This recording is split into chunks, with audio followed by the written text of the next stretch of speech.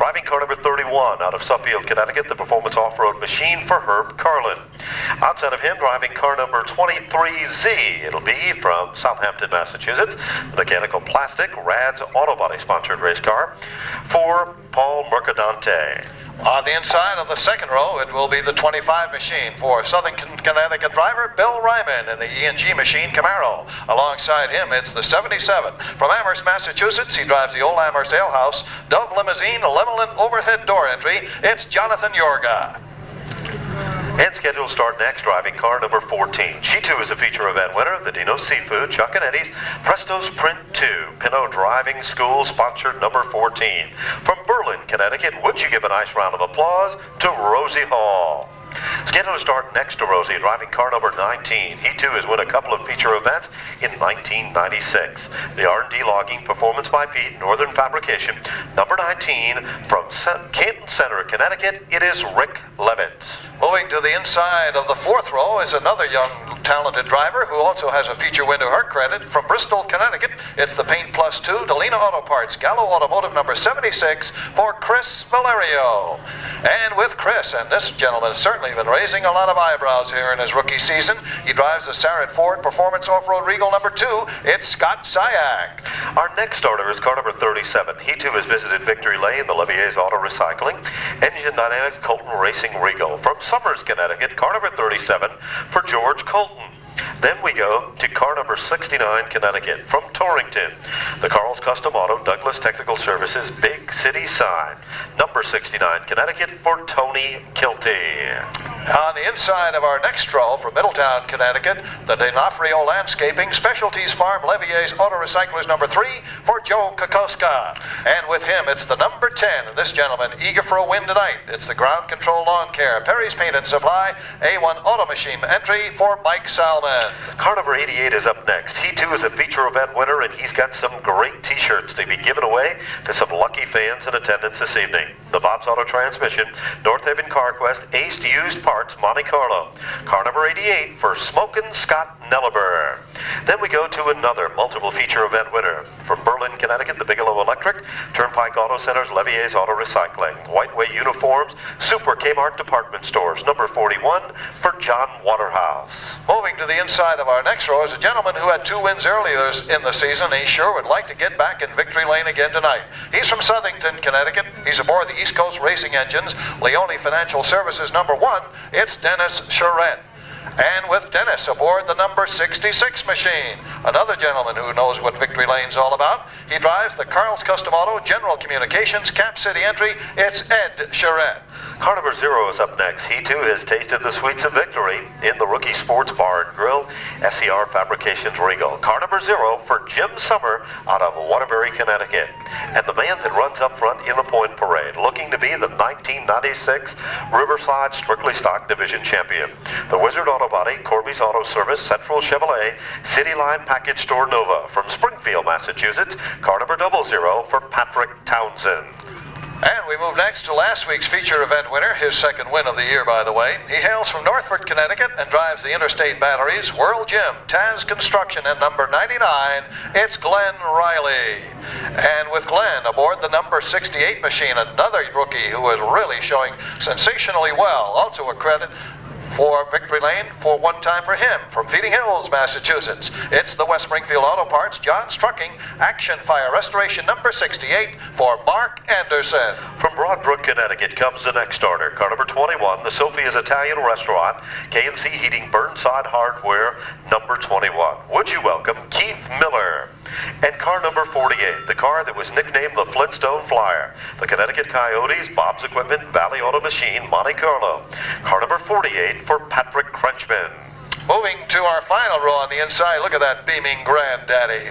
The new grandson's name is Cohen, and he's born just this past week. Well, he's a happy man also to be in the starting lineup tonight as he goes for victory. From Torrington, Connecticut, it's the Hobbytown Clayton Motorsports number 11 for Henry J. Dickinson. And rounding out our field of entrants, it's the number 7 machine from Plainville, Connecticut. It's the East Coast Sheet Metal 4 Seasons Power Equipment Marks General Auto Monte Carlo for Scott Bergetti. Well, the drivers are getting strapped into their automobile. The Pontiac Excitement Machine provided by Scranton Motors Pontiac on Route 83. In our good friends and associates from Acme Auto Supply. More than auto parts, auto people. Well, the field heads down the backstretch. Remember, you could own this beautiful Pontiac Trans Am. We'll take all the lettering off in a matter of minutes, or you can keep it exactly the way you see it. Field is getting fired up on turn number 4. There's been a parade of different winners in 1996. Tonight will be no exception to the rule. Green flag is underway, and Carlin, who started 1996 with so much success, is the man to contend with in the front of this field. 3 wide also as they head into turn number 3. Off the 4th turn, back to the stripe they come. Carlin still your leader. Ryman right there at his back bumper, and not far behind another one of the rookie drivers. And we got a wheel that came off the grandfather's car. It heads down off the turn down towards the front straightaway, and here comes the yellow flag that'll tighten things back up. So Granddad loses a wheel. Looks like he snapped off an axle on car number 11. As everybody manages to squeak by it. Riverside Park Speedway. Our track crew, R&R Construction, and the good folks from Riverside Safety Services and medical staff are proud to be a part of the program. For those of you that came early, you received a complimentary gift from the folks at Acme Auto Supply. Pro Stock Modified Type Cars running the Figure 8 course on Saturday, September 28th here at Riverside. You won't believe it. The competitors from Riverhead Raceway come to Riverside Park Speedway to race the Figure 8 race course for a one-time visit. And of course, we remind our friends too, Ben, to pick up a copy of the official souvenir program when the postseason banquet time rolls around in November. Well, the one big award that these fellows look for in addition to the championship trophy is most popular driver. Well, you are the folks who pick the most popular drivers in each of our divisions, and the only way you can do that is through the purchase of one of our official souvenir programs on sale for the very last time tonight. So just for that alone, we hope you'll pick up a copy of the program and cast that ballot for most popular driver. And those awards are so close because with as close as the Rookie of the Year and some of the other categories are, this will be the deciding factor in some cases. We see Rene Dupre's running 11th in points and to the center of the infield area with the number 76. And a flat tire is going to be the story on that race car, as Rosie Hall might be able to return with car number 14, and she does, but now she'll have to do it from the circumstances on that one, Riley. He had no choice whatsoever. The track was blocked in front of him, and the end result was what looks to be some damage to the radiator. Henry Dickinson looking at the front of car number 88. We've got some that has become very popular with the competitors, the kids, and everything. These folks seem to go from green to checker, but not tonight so far. Hopefully it'll be clear sailing from now on. Well, Carlin gets a great bite on the restart once again. Jonathan Yorga right there challenges Ryman in the number 2 spot. Incidentally, the Ryman car used to be Todd Owen's car when he ran in the Strictly Stocks and had several feature event wins to his credit. Yorga now sets himself into that number 2 spot. Comes off the turn, a little bit out of shape. Mercadante still holding off the pressure of Rick Levitt for that 4th position. Carlin is still in command. Yorga is still in second. Ryman has got 3. Then it's Levitt in the 4th spot. Now here comes Tony Kilty to the bottom with car number 69, Connecticut. Colton is on the outside. Kokoska right there to contend. And so is it Mike Salvin. They're 3 wide coming off that turn. 5 of the 20 laps are complete. Yes, sir. Salvin trying to find some racing room. He sees the number 1 point man quite a few positions behind him. So Mike sees an opportunity to maybe gain some ground in the point race, but he can't find his way around Kilty at the moment. Meanwhile, back up front, Carlin has stretched his lead just a little bit over Yorga. Ryman still a solid 3rd with Rick Levitt starting to come on. Mercadante breaks out of the pack now in the 23Z, but Kilty is fighting hard to hold on to his position. And at the line, it's still Kilty running in 5th place. Meanwhile, right in the thick of things there is another one of the front-running drivers, Dennis Charette with car number 1. Charette is literally boxed in. If he can get some clear racing room, he will be a factor in the top 5 cars very soon with car number 1. 8 laps of the 20 laps are into the record books. It is still Carlin, your leader. Jorge is still running in 2nd. Ryman has got 3. 11's got 4. Kilty's in 5th. Mercadante is on the outside in 6th, and then in 7th is Salmon. 8th is Charette. 9th is the number 37 of Colton, and rounding out the top 10, last Saturday night's feature event winner. And that is car number 99 for Billy Ryman. Colton gets up in the loose stop. Perhaps a tire went down on the number 37 machine. He stops him, not 1, but 2. Oh, brother. Talk about tough brakes. Yes, meanwhile, Jorge has closed in on Carlin, going to make a race of it. The boys went over that car completely and also called in a couple of experts trying to find out what was wrong with the 77, and apparently they've found something because Jorge is now pouring it on. Meanwhile, the 7 of Scott Brigetti is out of the event in the infield. Well, time is starting to run out. 12 of the 20 laps are in the record books, and Charette goes around with car number 66. Here comes Carlin, your leader, as he comes off the turn, brings it into turn number 1. It is Carlin out in front. Jorge still sets in 2nd. That's all their race now with less than 7 laps remaining. Rick Levitt trying to gain ground but unable to do so at the moment. As we said, a very competitive division. These boys equally matched, but Carlin and Jorge, with the big jump they had, are not going to let the rest of the field into this competition unless we should run into a caution. Here they come now. When they hit the line, it'll be just 5 laps to go, Ben. Keep your eyes on Charette now. And we told you if he could break out of that pack, he'd be a factor, and he is. Carlin is still your leader. Jorge is still in 2nd. Ryman and Levitt. And now just into the top 5 is Charette with Salmon in hot pursuit. And then it's the point leader, Patrick Townsend with car number 00. Trouble now, down the back straightaway. Ryman goes spinning. 16 laps up on the board. He powers away, and Carlin is still your leader. Deep into turn number 3. Carlin still out in front. Jorge sets right there, and he's starting to move in, Raleigh. Time is starting to run out. Traffic could become a factor. Absolutely. They close in on a couple of lapped cars, and here they go down the backstretch. Carlin about to put the pass on Rosie Hall. Let's see if this has any bearing on the outcome, because when they hit the line, only 2 laps to go. Carlin in the lead as they hit the line, with Jorge still that car length behind. Let's see what he can do as he works around Hall. He is safely by Rosie. It's settled down to these 2 now. Here they come. White flag time coming up for Herb Carlin.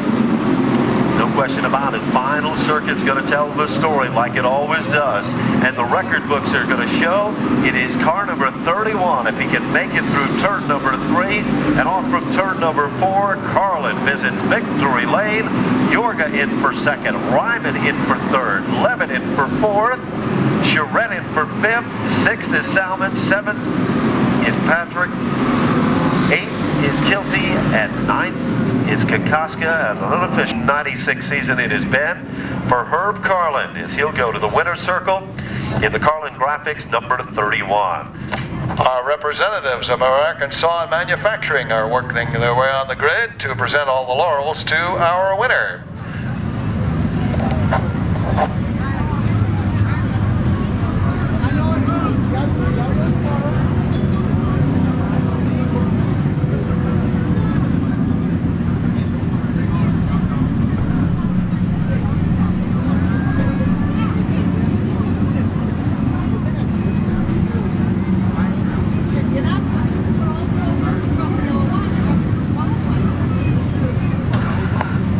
Give him a second to get out of the automobile. Raleigh Jacobs will be heading down to the winner's circle. Gary Danko is from American Saw and their Lennox brand.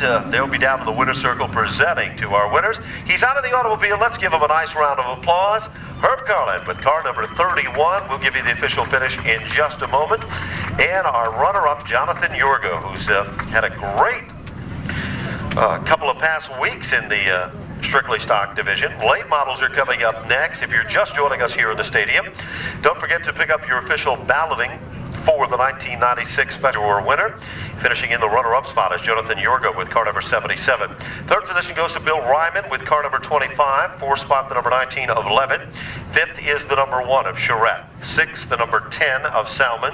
Seventh spot, Patrick Townsend, the 00. Eighth spot, Tony Kilchey, the number 69. Kokoska, 9th with car number 3. 10th is Waterhouse with the 41. 11th, the 23Z. 12th, the 0. 13th, the 48. 14th, the 68. 15th, the 21. 16th, the 99. 17th, the 14. 18th, the 66.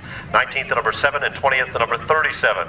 21st, car number 76. 22nd, the number 2. 23rd, the number 88. And 24th, car number 11. We'll go trackside to Raleigh Jacobs. Right you are, Ben. Well, our winner, he's got all the goodies. Way to go, Herb. Congratulations. Thank you very much. Kind of forgot about what this place was like driving. It's been about 3 months off, but after seeing some other tracks around the Northeast, this is probably the best. This is definitely the best one to come back to. I got to thank Ben, Al Berry, who owns the car. He gave me a chance, and between my family trying to bug me to come back and me wanting to come back and not sure what to do, and this is the best way to do it. All right. Well, you certainly were running a very good line, and Yorga was no way you're going to get around you. It looked that way anyway. Well, it looked a little more tense where I was sitting. I thought he was coming, but you know, you got to tip up the mirror and just go race them to yourself. If they're going to get by you, let them go. Well, 19 different winners in the season. That just shows you how competitive this division is, Herb. Yeah. Like I said, it's very competitive, and it's great to come back. And I got to thank my mom, my dad, my sister Patty, my brother Rich, Al Berry, like I said, and his girlfriend, and anybody else. You know, I got to thank them. It's Performance Off-Road, Johnny's Famous Mobile, and Executive Valet Parking, as well as many people that just kind of did a lot of work and put a lot of time into this car. Well, congratulations, Herb. It was a very fine win for you, and I know you're going to be celebrating tonight. Sure, why not? Attaboy. Herb Carlin, winner of our Strictly Stock feature.